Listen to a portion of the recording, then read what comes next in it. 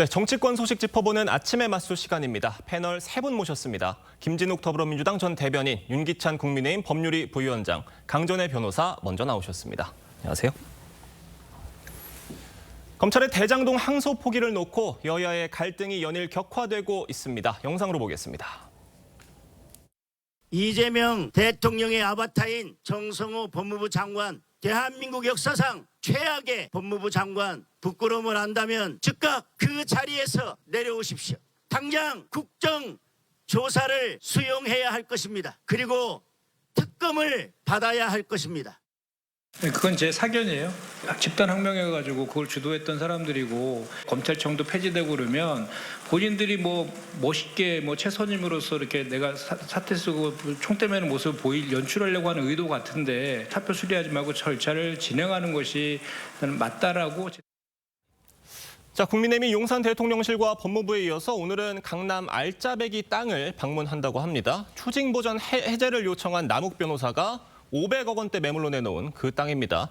자, 검찰이 대장동 일당들의 동결자산 해제를 검토를 하고 있다고 하는데, 자, 이게 7일 밤에 검찰이 항소 포기를 한 그 순간부터 예정된 수순이었다고 봐야 되는 겁니까? 그렇죠. 누구나 다 예상한 그 상황이죠. 이 예. 부분은 당연히 검찰도 예상을 했을 거고요.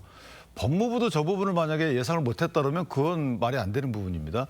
따라서 법무부도 예상을 했다 그러면 법무장관도 알았을 것이고, 예. 법무장관이 알았다 그러면 이 항소 포기 여부에 따라서 어떤 결과가 나오는지 대통령실에도 당연히 보고가 됐겠죠. 그런데도 불구하고 여기에 대해서 어떤 조치가 없었다. 자, 검찰의 판단이라고 쳐요. 검찰이 항소 안 하기로 했다고 쳐요. 그래도 법무부나 내지 대통령실에서 아무런 조치가 없었다. 이거는 큰 문제가 있는 거죠. 왜냐하면 저 돈이 개인적으로 어떤 개인 간의 사인 간의 이해관계에 있는 돈이 아니고, 예. 성남시로 돌아갈 이익을 김만배 등 그 남욱 등 이 대장동 일당이 가져간 돈이잖아요. 부당이득이라고 또는 부정한 돈, 부패 범죄로 인한 수익이라고 분명히 법원이 인정했으면 저에 대한 환수 방안 내지 묶어둘 방안을 검토하는 것이 이게 법무부 내지 대통령실의 의무가 아닌가 개인적으로 그렇게 평가합니다. 자, 성남시 검찰에 추징보전 해제를 풀지 말라는 의견서를 제출했다고 합니다. 자, 의견서입니다. 검찰이 어떻게 받아들일 걸로 보세요? 아니, 저거는 이제 의견서거든요. 그러니까 예. 이런 걸 참조해라라는 것이고, 사실은 이제 검찰 입장에서 보면 또 남욱 변호사가 알려진 바에 따르면 만약에 안 하게 되면 국가배상 청구하겠다. 이 말은 뭐냐면 저희가 가압류를 부당하게 지속하게 되면 부당가압류라고 해서 손해배상 청구하는 경우가 있어요. 예. 근데 저렇게 만약에 검찰에게 저렇게 했는데도 불구하고 검찰이 안 풀어준다.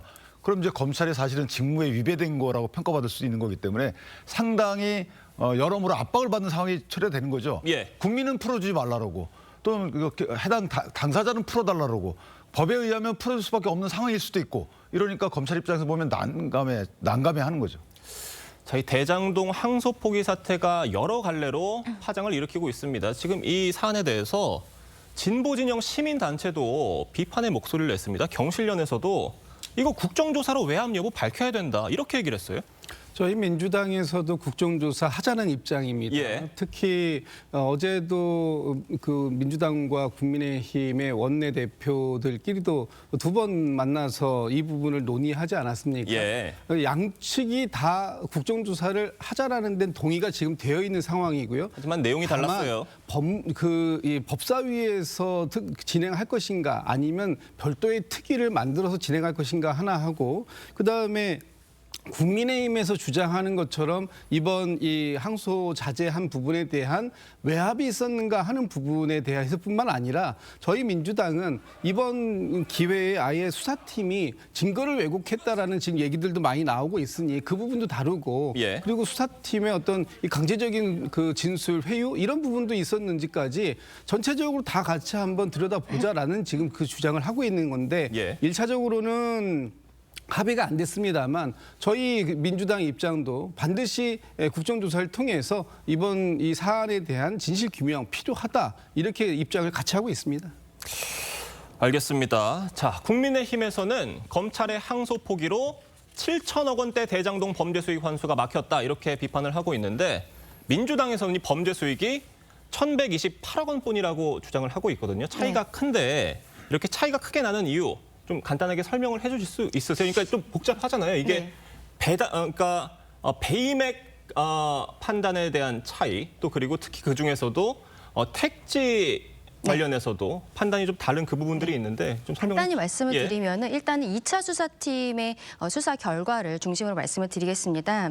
검찰에서는 대장동의 총 이익이 택지 분양으로 배당을 받은 5,917억 그리고 아파트 분양 수익 3,690억 합쳐서 9,607억이라고 봤던 거예요. 그런데 정상적인 공모와 절차를 거쳤다면 원래는 공사가 70%를 가져갔어야 되는데 그래서 6,725억 원입니다. 그런데 지금까지 이미 공사에서 배당을 받은 게 1,830억 정도인 거죠. 그래서 결과적으로는 이제 손해액 같은 경우에 4,895억이다라고 검찰에서는 봤던 것입니다. 그런데 1심 재판부 같은 경우에는요.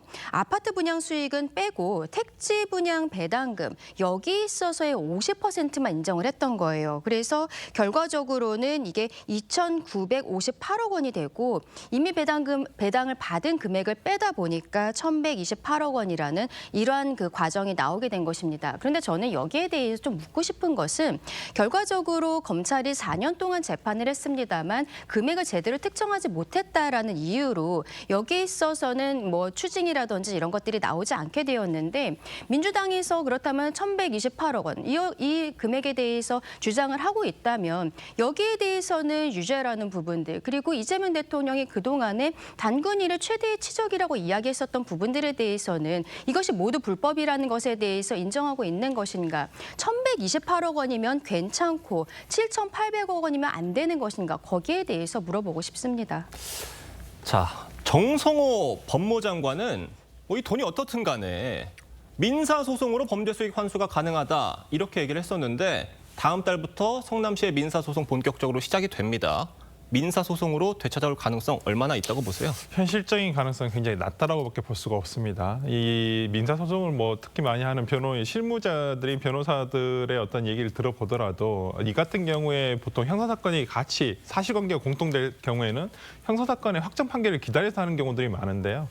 지금 이 사건에서 특히 남욱 씨 같은 경우는 추징금이 0원이 될 정도로 그리고 나머지 11개의 범죄 혐의에 대해서 단 하나, 업무상 배임죄 하나밖에 인정되지 않았기 때문에 성남시에서 상대방의 고의 과실을 입증해가지고 손해배상액까지도 특정을 해야 되는 상황이기 때문에 현실적으로는 승소를 한다 손 치더라도 그 승소 금액 자체가 굉장히 불투명하다. 생각보다는 굉장히 낮은 금액이 책정될 수도 있다라는 부분이 있습니다. 자, 알겠습니다. 국민의힘에선 범죄수익 환수를 위해서 아예 법을 발의한다고 나섰습니다. 대장동 범죄수익 환수 특별법인데 이 법을 대표 발의한 나경원 국민의힘 의원 전화 연결해서 자세한 얘기 물어보겠습니다. 의원님 안녕하세요. 네, 안녕하세요. 네, 의원님 이런 시간 연결해 주셔서 감사합니다. 자, 대장동 범죄수익 환수 특별법입니다. 대표 발의를 하셨는데 이 법안의 핵심이 뭔지부터 좀 설명해 주세요. 그러니까 소급표를 인정하는 것이죠. 그리고 공익을 침해한 것에 대해서 저희가 소급표를 인정해야 하고 민사소송이 아니라도 국가가 나서서 환수할 수 있는 것이다. 이렇게 세 가지를 보시면 될 것 같습니다. 이거는 친일재산 환수법에 대해서 헌법재판소가 중대한 공공의 이익과 관련된 경우에 이 소급해서 재산을 환수할 수 있다. 이런 헌법재판소 결정이 있었습니다. 그래서 헌법재판소 결정의 그 취지를 살려서 이 대장동 범죄 수익은 한마디로 성남 시민에게 돌아가야 될 것, 공공이 가져야 될 것을 범죄자들이 가져간 것 아닙니까? 그래서 이것을 환수하는 특별법을 마련한 것입니다. 지금 말씀드린 것처럼 사실 민사소송이라든지 이런 경우로 갔을 때 시간이 장기화되고 다툼이 될 수 있기 때문에 이 수익은 고스란히 성남 시민 품에 돌리자 그런 취지로 발의했습니다. 알겠습니다. 의원님, 지금 범죄 수익 관련해서 여야가 산정하는 금액이 좀 다른 것 같습니다. 의원님이 보시기에 이 법안이 통과가 된다면 얼마의 금액을 환수할 수 있을 거라고 보세요? 저는 대장동 범죄 수익으로 대장동으로 인한 발생한 범죄 수익을 고스란히 가져올 수 있도록 지금 설계하고 있다는 말씀을 드리고요. 지금 민주당은 이제 와서 숫자 줄이느냐고 급급하더라고요. 갑자기 1,120억 원이라 그러고 민사소송에 의해서 구제가 가능하다고 하는데요. 아니 왜 이제 와서 숫자를 줄이는지 본인들이 녹취록에서 얘기했잖아요. 4천억 원 그 돈잔치다, 4천억 원짜리 도둑질이다라고 본인들이 공범들의 진술에서 이야기한 거 아닙니까? 그런데 이제 더 올라서 7,800억 원이 되었는데요. 이 부분을 다 환수할 수 있도록 그렇게 설계하려고 합니다. 알겠습니다. 의원님 말씀 정리를 해보면 이 특별법의 핵심은 소급 적용 그리고 또 엄격한 심사 이런 부분들이라고 할 수 있을 것 같은데 이 선례로 친일재산 귀속 특별법을 언급을 해주셨습니다. 이게 어떤 면에서 선례가 될 수 있다고 보시는 거세요? 그러니까 소급표를 인정한 부분이고요. 그 친일재산 환수법이 나오게 된 이유가 결국 공공성 문제거든요. 이 공공의 이익, 공공의 이익을 침해한 부분이라는 것이기 때문에 대장동도 결국 핵심이 뭡니까? 성남 시민에게 돌아갈 그 공공의 이익으로 돌아갈 것을 범죄자들 품에 그대로 두고 있기 때문에 그것을 환수하자는 것 아니겠습니까? 예. 그 두 가지 의미에 있어서 저는 친일재산 환수법을 충분히 적용할 수 있을 것이다 이렇게 보고 있습니다. 자, 다만 중요한 건 민주당이 협조해주지 않는다면 이 법안이 현실적으로 통과되기는 힘든 상황 같거든요. 지금 여당이 반대할 경우에는 어떤 대안을 갖고 계십니까? 그러니까 여당이 반대하면 여당이 벌써 뭐 하면 범죄자다라는 것처럼 예. 여당이 말로는 뭐 민사소송으로 가져가라 뭐 이렇게 얘기를 했는데 예. 반대한다는 것 자체가 범죄 수익을 그대로 범죄자에게 두겠다는 거 아니겠습니까? 그래서 여당도 우리가 이것을 논리적으로 이야기하면 반대하기 어려울 것이다 이렇게 생각을 하고요. 제가 이제 생각해 본 게 이거 말고 뭐 다른 건 없을까 이런 고민은 좀 하고 있습니다. 네. 그래서 배당 무효 확인해소 같은 거 말씀들 하시더라고요. 예. 그러한 부분은 또 어떻게 좀 적용할 수 없을까 그 고민을 하고 있습니다.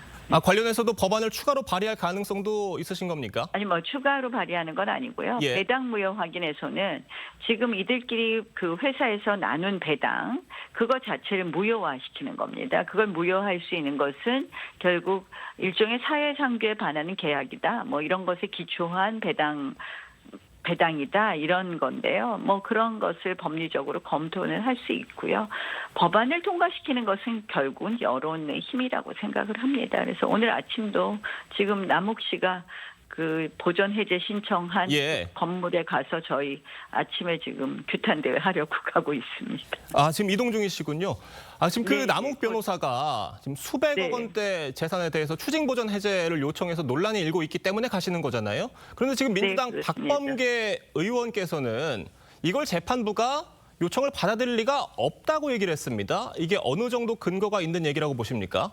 그래서 저는 선뜻 무슨 근거로 저 말씀을 하시나 그런 생각이 들어요. 예. 지금 이 보전 자체도 마약류 관련한 그런 보전의 절차를 준용하신 건데요.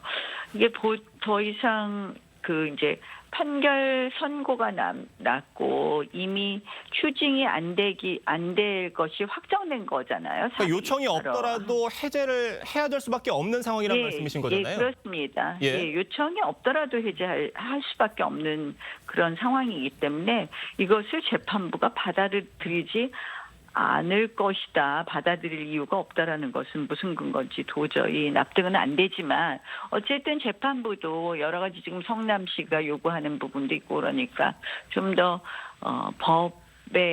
법을 해석하는 데 있어서 이 지금의 현실을 어떻게 좀 타당하게 구체적인 이 타당성에 근거해서 좀 법을 판단하느냐에 대해서 재판부도 고민을 좀 해줬으면 하는 생각인데요. 예. 실질적으로는 해제 신청을 안 받아들이기가 어렵지 않을까 이렇게 봅니다. 알겠습니다. 지금 그런 박범계 의원과 한동훈 전 대표가 대장동 항소 포기 관련해서 토론을 할 가능성이 좀 높아진 상황 같거든요. 이 토론에 대해서는 좀 어떻게 보고 계세요? 토론하는 건 좋고 국민 여론을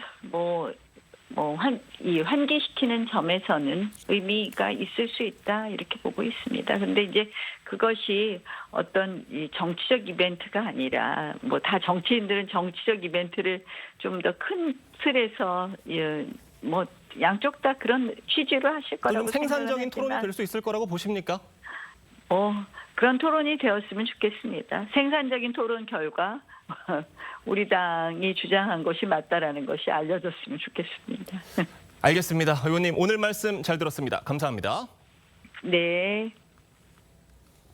네, 지금까지 국민의힘 나경원 의원이었습니다. 들어보신 것처럼 나경원 의원이 대장동 범죄수익 환수 특별법안을 발의할 예정인데, 그러니까 중요한 건 소급 적용인 것 같거든요. 다만 이 소급 적용이 되기 위해선 법안이 통과가 돼야 되는데 통과될 가능성 얼마나 있다고 보십니까, 윤기찬 의원님? 국회에서는 법은 만들어야 될 것 같아요. 예. 위원회 소지가 있다는 논란이 있을 수 있어요. 그런데 지난번 LH 공무원들이 비밀 이용해가지고 재산 불린 그 사태 벌어졌을 때 예. 민주당에서도 저 법 만들자 그랬었어요. 소급해서 예. 가져오자. 그러니까 물론 그때 이제 끝까지 추진되진 않았지만 그런 정신이라면 이것도 당연히 민주당이 협조해서 만들어야죠.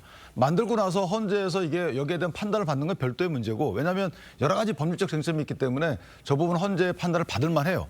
그러니까 법 만드는 것에 대해서는 민주당이 만약에 이의를 제기한다. 그럼 저는 항소 포기에 이거 항소하는 게 맞다라고 주장하는 분들의 진정성이 의심된다 이렇게 생각합니다.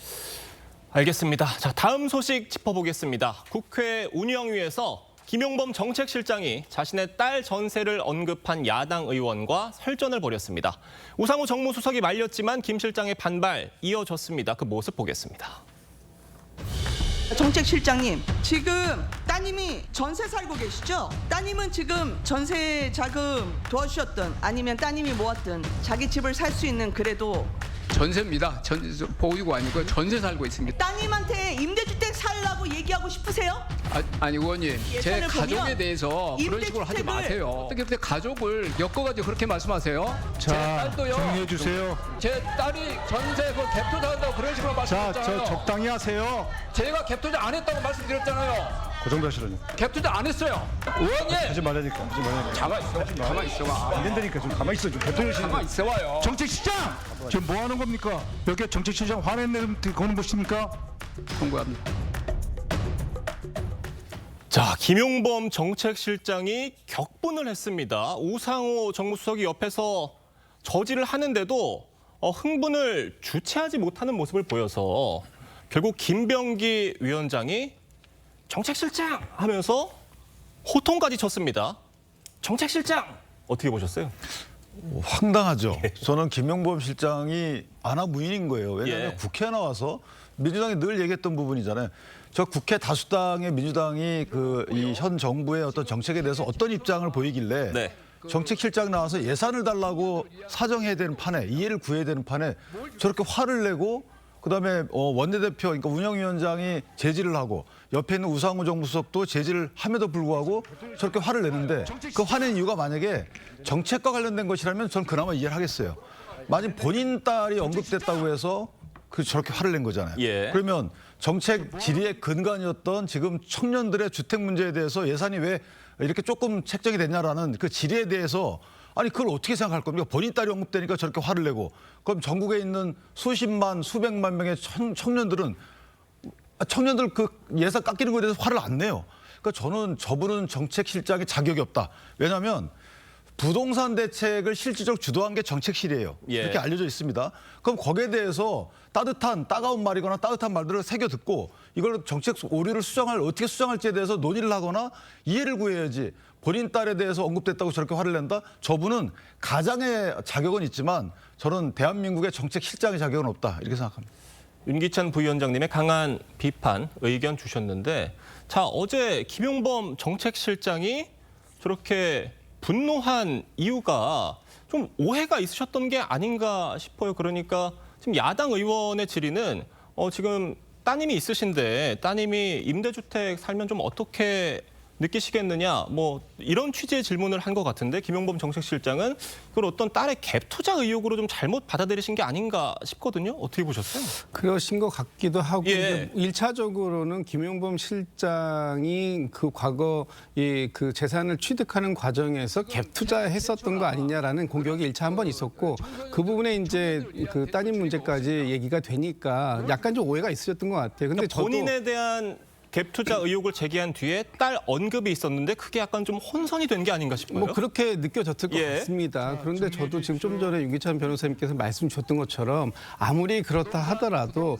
실제 저 상황은 좀 너무 다소 과했다. 그리고 다 본인이 다소 억울한 점이 있더라도 저 자리에서 본인이 화를 내고 역정을 낼 상황은 아니었다라고 저도 보고 있습니다. 특히 지금 운영위의 위원장이 지금 김병기 원내대표, 지금 민주당의 원내대표십니다. 저희 여당의 원내대표마저도 저렇게 뭐 정책실장을 외치고 이 자리가 화를 내는 자리가 아니다라고 얘기할 정도라면 여당에서도 이 부분에 대해선 문제의식이 있다라고 보는 것이고요.